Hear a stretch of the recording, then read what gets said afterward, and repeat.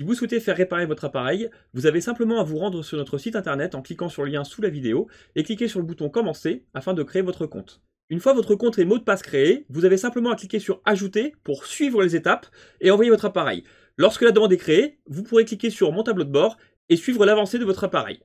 Afin de connaître les tarifs, vous pouvez simplement cliquer sur Tarifs sur notre site internet et choisir votre appareil selon la liste. Attention, pour les PC portables, le devis est facturé 35 € hors marque Apple qui reste gratuite et nous ne pouvons pas vous donner de tarifs ou d'ordre de prix de réparation sans malheureusement voir votre appareil en magasin. Salut à tous, aujourd'hui on s'occupe d'un iPhone 12 mini qui a pris l'eau et du coup le but c'est de récupérer les données, donc forcément ce téléphone ne démarre plus.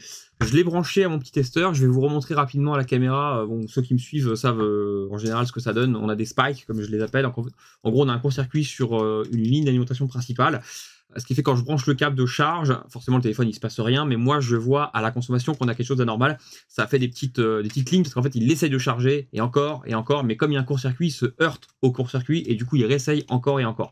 Donc je vous montre rapidement ce que ça fait sur la caméra, je le branche et puis je vous montre ça tout de suite. Voilà, donc là je viens de le brancher et comme vous le voyez, tac, on a des petits, voilà, des petits spikes comme je les appelle. Ça fait vraiment une espèce de petite consommation et puis tac directement ça s'arrête et ça repasse à zéro. Voilà, donc là en fait il essaye de charger, en gros il essaye de faire quelque chose mais il n'y arrive pas, sûrement à cause d'un court-circuit, c'est souvent ce qui se passe quand ça fait ça. Et du coup forcément il n'y arrive pas à cause de ça. Donc je vais devoir démonter le téléphone, on va l'ouvrir complètement et on va voir un petit peu ce qui se passe. Comme il a pris l'eau, forcément il y aura sûrement de l'oxydation, enfin des choses pas trop belles. Des fois c'est rien, des fois c'est très grave, on va voir un petit peu, mais le but du jeu c'est de sortir les données. J'ai sorti donc la carte mère du châssis et j'ai pas une bonne surprise, ça arrive de temps en temps. En gros, la carte mère a déjà été touchée par quelqu'un parce qu'on voit ici, je vais vous faire le focus, on voit ici qu'elle a déjà été dessoudée. D'ailleurs quand j'appuie dessus, voilà, ça s'écrase. Ça c'est parce que la carte mère a déjà été dessoudée. Et alors j'aime pas trop ça parce que, enfin j'aime pas ça surtout sur ces modèles. Parce que sur les 12, 12 mini, 12 Pro, enfin à partir de la gamme des 12, l'étain utilisé pour souder les cartes mères l'une sur l'autre, parce que je rappelle que c'est des cartes mères sandwich, une basse et une haute. Le bas gère en général tout ce qui va être réseau, Wi-Fi, etc. Et la haute va gérer le système, c'est-à-dire processeur, mémoire, bref, tout ce qui vous fait l'affichage du téléphone, si je peux simplifier le truc. Et sur ces modèles-là, à partir des 12, on a de l'étain haute température pour souder ces cartes mères ensemble, ce qui fait qu'on est obligé de chauffer assez fort pour pouvoir les dessouder. Et si c'est pas bien contrôlé, cette chauffe, eh bien on peut foutre en l'air le processeur. Ce qui veut donc dire qu'on est obligé de se retrouver à devoir débiller, rebiller un processeur, alors que si ça avait été ouvert correctement, eh bien on n'aurait pas ce problème. Peut-être que la personne qui a regardé ça gère bien cette partie-là, j'espère, parce que sinon je vais devoir m'enfoncer dans un truc pas très drôle. On va essayer de l'ouvrir, on va voir un petit peu, enfin le réouvrir du coup, parce que là il n'y a plus grand chose à faire, je pense, pour qu'il vienne. Ça se trouve il va venir tout seul. Je vais quand même peut-être réchauffer un peu, parce que j'ai l'impression que la personne a dû essayer de la ressouder, parce qu'ici on dirait que c'est quand même...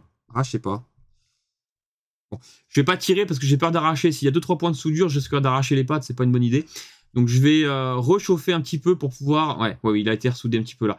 En gros là, mais pas de l'autre côté, donc ouais, ça a été remis un petit peu à la va-vite, mais en même temps, si la réparation n'a pas été réussie, forcément, parce qu'il marche pas, donc je pense que le réparateur a dû se dire, voilà, tant pis, je le remets rapidement, et puis voilà. Bref, j'espère que c'est pas trop grave. Il y a autre chose de rigolo, c'est que j'ai réussi du coup à ouvrir un petit peu, et rien que là, entre juste là où il y a ma Bruxelles, vous verrez peut-être pas facilement, non, ça se voit pas trop à la caméra, mais en gros, juste là, sous ma Bruxelles, il y a un condensateur, on voit si on voit un tout petit peu son pad, il est un petit peu noirci, un petit peu oxydé. L'eau est bien rentrée à l'intérieur, forcément, c'est logique. Donc je pense qu'il va y avoir du taf. Allez, on va réouvrir les cartes à nouveau et on va voir un petit peu ce qu'on peut faire.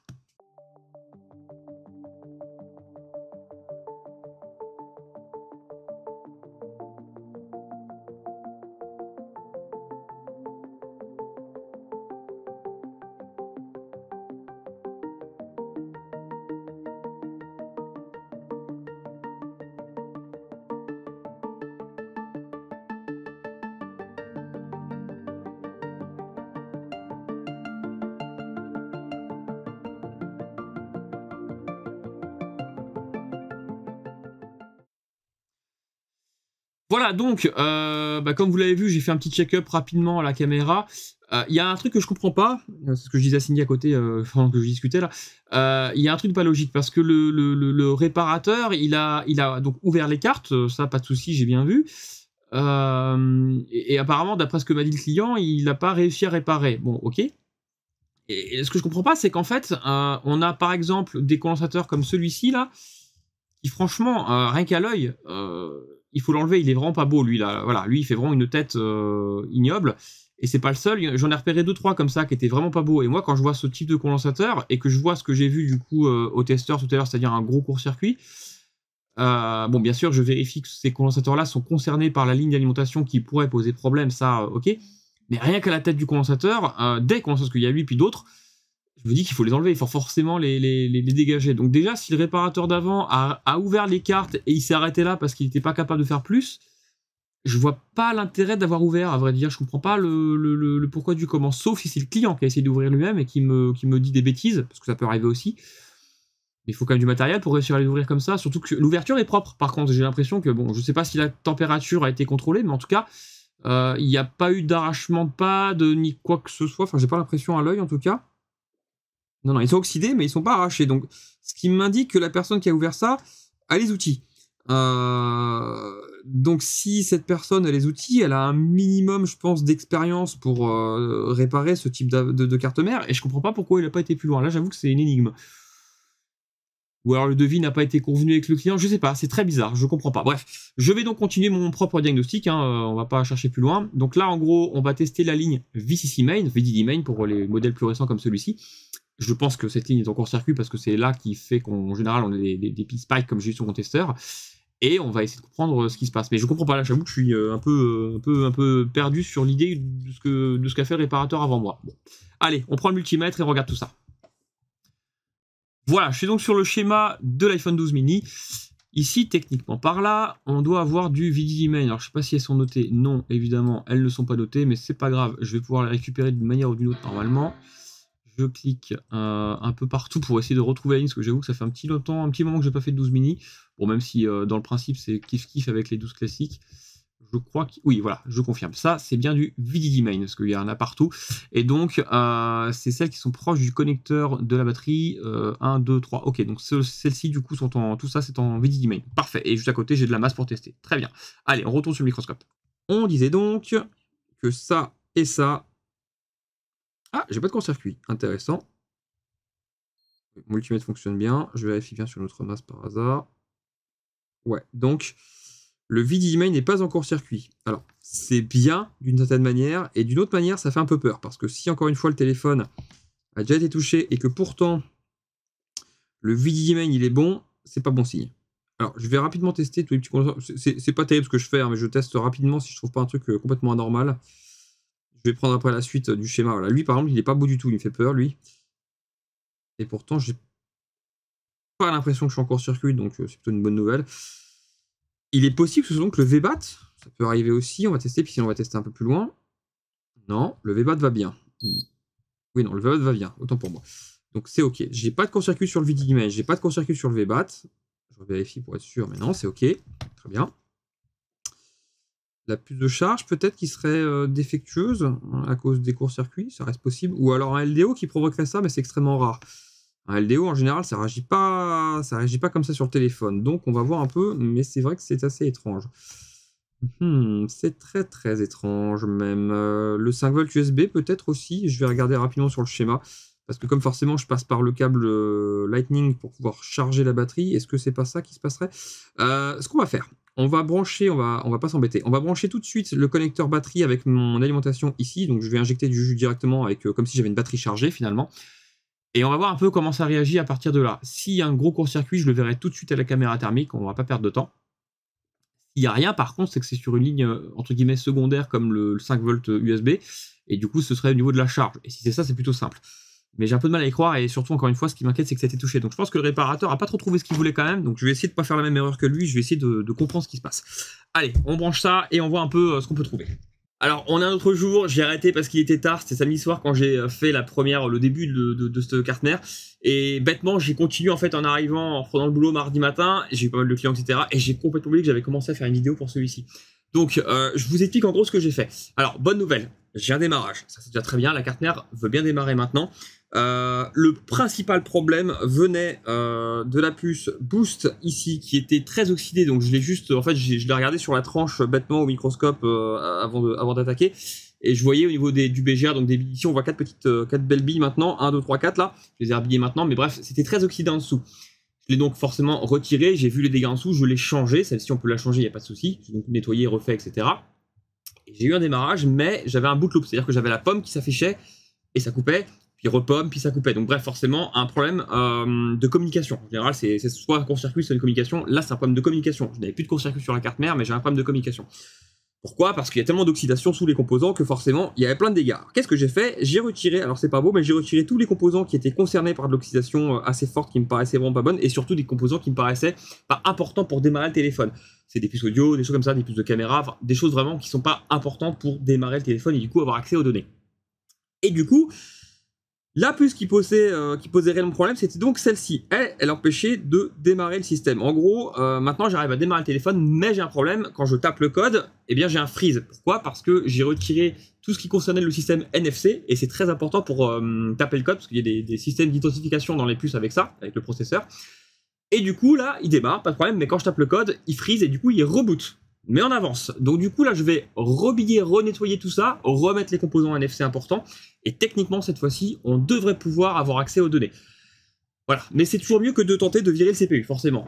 C'était pas si long que ça, finalement, à faire. C'est juste qu'il fallait retirer tous les composants qui étaient vraiment très oxydés en dessous, et surtout pas perdre, on va dire, le fil, et garder, on va dire, espoir.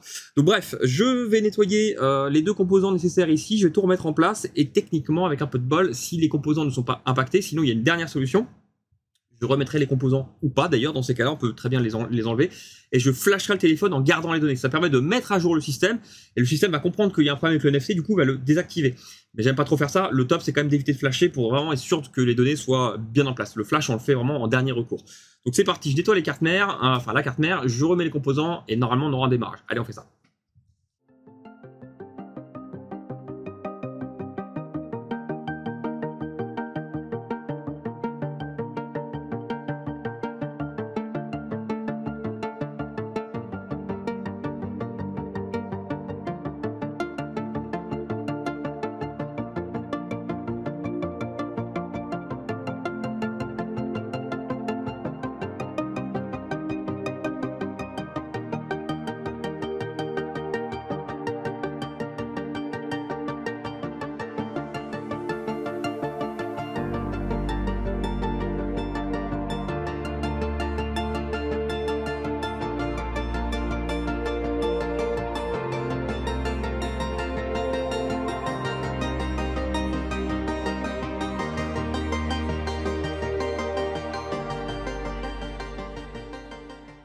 Donc, comme vous venez de le voir, j'ai retrouvé un bout de verre sous un petit composant important, et surtout sous ce composant, c'était extrêmement sale. Donc je pense que le problème vient de là, et à mon avis, ça sert à rien que je remette les puces NFC, je pense que là, on va vraiment rien avoir de bon.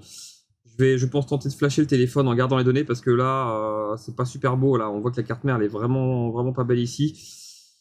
Je pense donc que le souci vient de là. Donc tant pis, je vais passer par la case restauration en gardant les données. Bon, normalement, j'ai jamais eu de souci, à vrai dire, hein. Ça s'est toujours bien passé quand je le faisais, mais j'aime bien éviter de le faire au maximum possible. Mais là, effectivement, ça va pas du tout. Il est vraiment pas beau, là, au niveau de la carte mère. Donc je vais devoir, je pense, ouais, là c'est vraiment mort. Ok, donc ben tant pis, je vais flasher le téléphone, et on va espérer que ça passe. Normalement oui, il n'y a pas de raison. Il sera toujours temps, au pire des cas, les données restent en place, il n'y a pas de souci. C'est juste que j'aime pas prendre de risques, on va dire, quand on peut éviter. Donc c'est pas grave, je vais y aller avec le flash, normalement ça devrait le faire, et au pire des cas, il sera toujours temps de retenter une dernière chose, c'est-à-dire remettre des composants d'une autre carte mère pour reflasher le téléphone pour qu'il mette tout à jour correctement, mais normalement si je les mets pas, ça va techniquement fonctionner aussi. On va y croire. Alors, je nettoie tout ça, j'enlève tout ce qui ne me sert vraiment pas à grand chose, pour être sûr qu'il n'y ait pas de gêne, et du coup je passe par la case flash. Voilà, j'ai donc fini de restaurer le téléphone, je l'ai remis en châssis, il fonctionne, mais j'ai un petit souci, et c'est un problème, je pense, qui va être récurrent sur les modèles récents à partir de iOS 18 du coup. Je vous en parle rapidement. En gros, bon, il y a une photo perso, donc je vais attendre qu'il ait fini de démarrer. J'ai bien le code de ce téléphone, j'ai bien réussi à l'activer, tout va bien de ce côté-là. Mais je n'ai bien sûr plus le Wi-Fi, plus le réseau, parce que le téléphone était vraiment dans un état, mais alors lamentable, comme vous avez pu le voir au tout départ, hein, comme il a été touché en plus pas mal, etc. Je vous cache la photo. Le problème que j'ai, et qui risque d'arriver à beaucoup d'autres réparateurs, voilà, donc là il est allumé, tout va bien, il fonctionne, je suis sur le... Il est en blanc avec la caméra, on voit pas trop, mais bref, voilà, je suis sur le menu des options. Le problème que j'ai avec ce téléphone, c'est que le propriétaire a activé le mode Face ID en cas de vol. C'est-à-dire que pour pouvoir brancher le téléphone à un ordinateur et du coup faire une copie de la sauvegarde intégrale de ce téléphone, il va demander le visage du propriétaire. Dans ce genre de situation, le souci, c'est que là, le Face ID, il est archi mort. C'est-à-dire que comme le téléphone a bien pris l'eau, il n'y a pas que le dot projector, il y a aussi la caméra infrarouge qui forcément a été impactée. Du coup, là, le Face ID ne fonctionne pas. Ce qui veut donc dire qu'on ne peut pas copier le téléphone sur un ordinateur.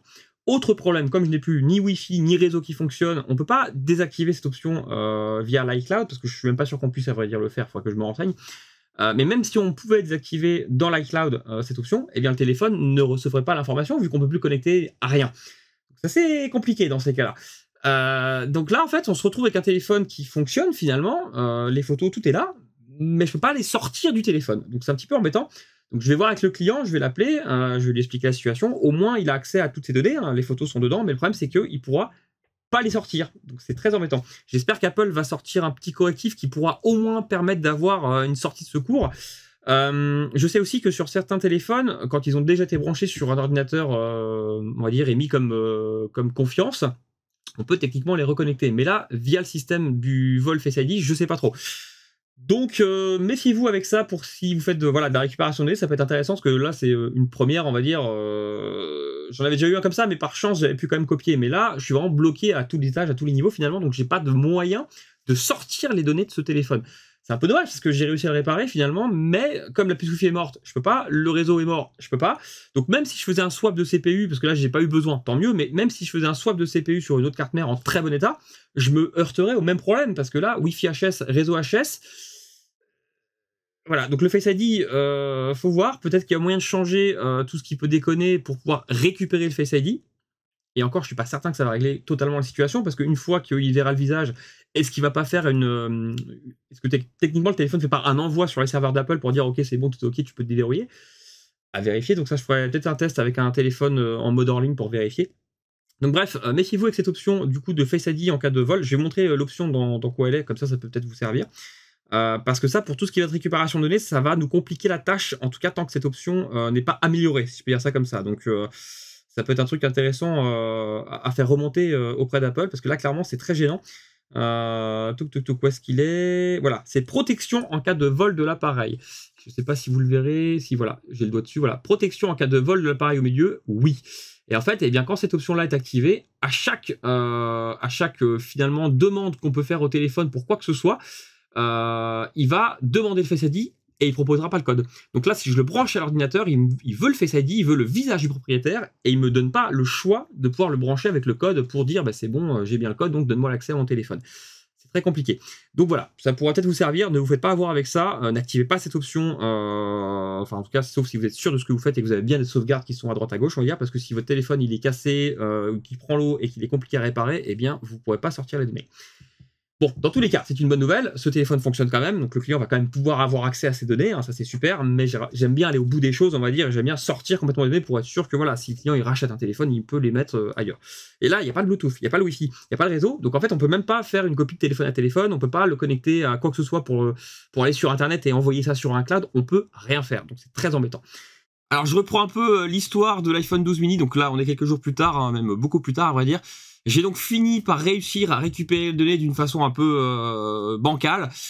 J'ai réussi à réparer le Wi-Fi. Le client a pu prendre un abonnement iCloud Plus pour avoir du coup un stockage plus important sur le compte cloud.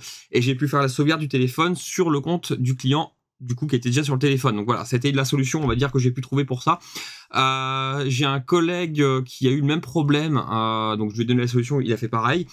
Par contre, pour certains autres modèles, donc là quelques semaines plus tard, j'ai pu les brancher en USB et taper le code, et même s'il y avait la protection contre le vol, c'est passé. Donc je pense que soit Apple a corrigé, soit ça dépend des versions des modèles, mais je pense pas parce que celui où je travaillais là c'était un 12 mini, et les autres versions c'était des 13 et même 14, donc plus récents. Donc je pense que Apple entre temps a dû faire une petite mise à jour pour corriger au moins ce branchement USB, donc tant mieux, j'espère que ça ne recommencera pas, j'espère que c'est bien ça, que c'est une mise à jour qui a été faite et que ça règle le problème, parce que sinon c'était vraiment compliqué. Donc voilà, au moins, j'ai quand même pu récupérer les données de ce fameux téléphone, mais dans tous les cas, méfiez-vous quand même de ce système, voilà, ou alors faites des sauvegardes le plus souvent possible sur vos téléphones, parce que si vous l'envoyez dans les ateliers de réparation, que ce soit nous ou d'autres ateliers de réparation, le problème sera sûrement le même, donc c'est un petit peu embêtant, donc c'est c'est bien parce que ça sécurise le téléphone, encore une fois, hein, Apple sont très forts pour ça, mais c'est parfois un peu trop, et du coup, en tant que client ou même réparateur, on se retrouve un peu bloqué aussi, donc c'est pas forcément génial pour ça. Alors, si vous voulez récupérer vos données sur un téléphone où le Face ID il a été vraiment abîmé, ça complique pas mal les choses, ou si la carte mère est très abîmée, donc voilà. Bon, en tout cas, j'ai pu récupérer les données, c'est le plus important, et j'ai pas eu d'autres soucis sur la connexion USB sur des modèles qui avaient cette option d'activer, donc c'est déjà ça, avec un peu de chance, ce sera terminé pour ces petits soucis techniques. Allez, à la prochaine!